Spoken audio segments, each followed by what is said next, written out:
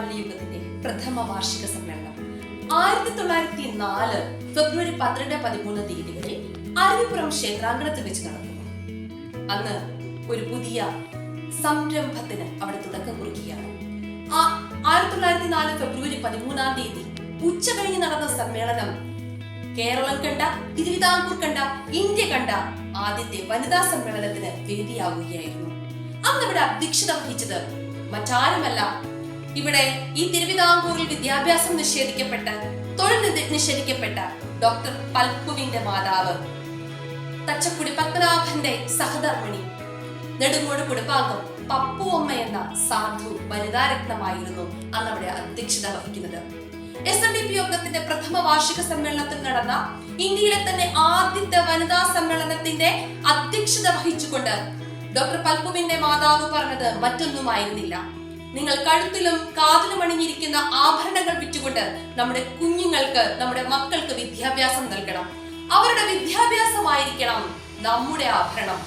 എത്ര വലിയ വാക്കുകളായിരുന്നു അത്!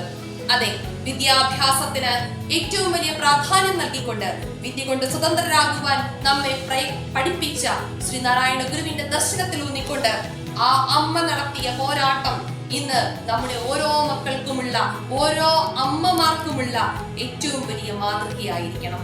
ഇവിടെ സ്ത്രീ വിദ്യാഭ്യാസവും സ്ത്രീ സുരക്ഷയും സ്ത്രീ സംവരണവും സ്ത്രീ സമത്വവും പറയുന്ന കാലഘട്ടത്തിൽ അവിടെ ഒരു നൂറ്റാണ്ടിനപ്പുറത്ത് 120 വർഷങ്ങൾക്ക് മുമ്പ് SNDP യോഗം ഏറ്റെടുത്ത ഏറ്റവും വലിയ ഒരു സമ്മേളന മാതൃക തന്നെയായിരുന്നു അരുവിപ്പുറം ക്ഷേത്രാങ്കണത്തിൽ വെച്ച് നടന്നത്.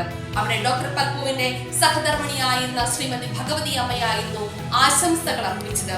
സ്വാമിത്രപാദങ്ങളുടെ തൃക്കൈ വിളയാടി സംസ്ഥാപിതമായ ശ്രീനാരായണ ധർമ്മപരിപാലന യോഗത്തിന്റെ കീഴിൽ ആദ്യത്തെ വനിതാ സമ്മേളനം നടക്കുമ്പോൾ ഇന്നും നമ്മൾ തിരിച്ചറിയാതെ പോകുന്ന നിരവധി കാര്യങ്ങളുണ്ട്.